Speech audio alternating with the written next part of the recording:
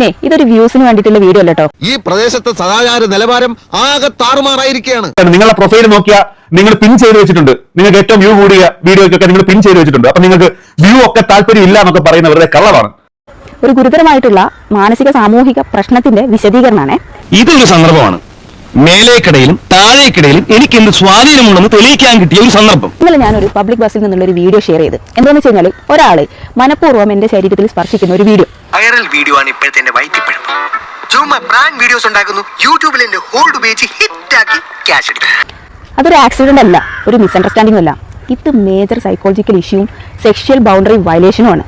വെറുതെ ഇല്ലാത്ത ഉറപ്പില്ലാത്ത കാര്യങ്ങൾ എന്ത് എഴുതി പിടിപ്പിക്കണം? ആ ചെക്കന്റെ ജീവിതം പോകണം. അതായത് കൺസെന്റ് ഇല്ലാതെ ഒരു മനുഷ്യന്റെ ശരീരത്തിൽ തൊടാൻ ആർക്കാ അവകാശമുള്ളത്? ശരിക്കും ഇത് കാണിക്കുന്ന എന്താണെന്നറിയോ? അയാൾക്ക് അയാളുടെ ഇമ്പൾസ് കൺട്രോൾ ചെയ്യാനുള്ള ശേഷിയില്ല. ഈ വീഡിയോയില് നമുക്ക് വ്യക്തമായിട്ട് കാണാം ആ ബാക്കിൽ പോയി നിൽക്കുന്നത്.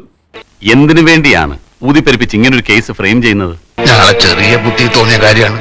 കൺസെന്റ് ഇല്ലാണ്ട് ഒരു മനുഷ്യന്റെ ശരീരത്തിൽ തൊടാൻ അതാണാലും പെണ്ണാലും ആർക്കും അവകാശമില്ല. അത് നിങ്ങൾ പറഞ്ഞ കറക്റ്റ് തന്നെ. അറിയാതെ അയാളൊന്ന് കൈതട്ടും വേണമെന്നുണ്ടെങ്കിൽ ഈ ബാക്കോട്ട് ഇറങ്ങിക്കാം. നിങ്ങൾ അതേ സ്ഥലത്ത് നിന്നിട്ട് തിരിഞ്ഞു നിന്നു നേരെ, അതായത് ഇങ്ങനെ സൈഡിൽ നിന്ന് നിങ്ങൾ ഇങ്ങോട്ട് നിന്നു. അതെന്തിനായിരുന്നു? അതിന്റെ സൈക്കോളജി ഒന്ന് പറഞ്ഞുതരാം. വീഡിയോ ഓൺ ആക്കിയത് അയാൾ കണ്ടിട്ടുണ്ട്. എന്താ മനസ്സിലാക്കുന്നത്? വീഡിയോ എടുത്താലും എനിക്ക് പ്രശ്നമില്ല, എങ്ങനെയായാലും പ്രശ്നമില്ല, ഞാൻ ചെയ്യാനുള്ളത് ചെയ്തുകൊണ്ടിരിക്കുന്നുള്ളത്.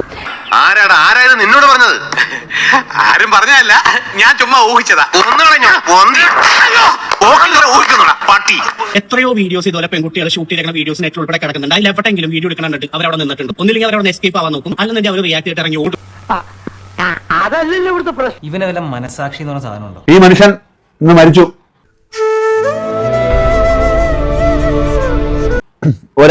ഒരാണ് മരിച്ചു കഴിഞ്ഞാൽ ഇപ്പൊ മരിച്ചു എന്ന് പറയണ്ട, ചത്തു. കാരണം പട്ടിയും പൂച്ചയൊക്കെ ജീവൻ നഷ്ടപ്പെടുമ്പോൾ നമ്മൾ ചത്തു എന്ന് പറയുന്നത്. നമ്മുടെ നാടാകെ മാറിപ്പോയടാ. ഇപ്പൊ നമ്മൾ ആണുങ്ങൾക്ക് എന്തെങ്കിലും സംഭവിച്ചാലും വലിയ വിലയൊന്നുമില്ല. ആരും ഇടപെടാനില്ല, ആരും സംസാരിക്കാനോ ആരും ഇതിനു വേണ്ടി മുന്നോട്ട് വരാനൊന്നുമില്ല. എല്ലാവർക്കും ആദ്യം കേൾക്കുന്ന വിശ്വസിക്കാനും അതിന്റെ പുറകെ പോകാനും ഇഷ്ടം. സത്യം എന്താണെന്ന് ആർക്കും അറിയണ്ട. ഇതൊരു മെയിലിന്റെ നോർമൽ ബിഹേവിയർ അല്ല, ഇൻസ്റ്റിങ്ക്റ്റും അല്ല, ടെംപ്റ്റേഷനും അല്ല, പിന്നെന്താ അൺകറക്റ്റഡ് ബിഹേവിയറാ. അത്രയ്ക്കൊന്നും ഇല്ല, നീ ചുമ്മാ ഓവറാക്കിയതാണ്. ഞാൻ ആ വീഡിയോ പോസ്റ്റ് ചെയ്തതിന്റെ ഉദ്ദേശം എന്താണെന്ന് വെച്ചാൽ ഇത് മാക്സിമം ആളുകളിലേക്ക് എത്തിക്കുക. ഞാൻ വെറും ആണെന്ന് കരുതിയോടാ. നിന്റെ ഈ തൊട്ടിത്തരം കണ്ടിട്ട് എനിക്ക് അങ്ങോട്ട് സഹിക്കാൻ പറ്റുന്നില്ല. ഒരു മോശമായിട്ട് അനുഭവം ഉണ്ടെങ്കിൽ പോലും നിങ്ങൾ പോലീസ് കംപ്ലൈന്റ് കൊടുത്തിരുന്നെങ്കിൽ ഇത്രയും പ്രശ്നം ഉണ്ടാവില്ലായിരുന്നു. ഇനി അയാളുടെ ജീവൻ നിങ്ങൾക്ക് തിരിച്ചുകൊണ്ടുവരാൻ പറ്റും. മോൻ ചെയ്തതിനുള്ളതൊക്കെ മോന് ദൈവം തിരിച്ചു തരും.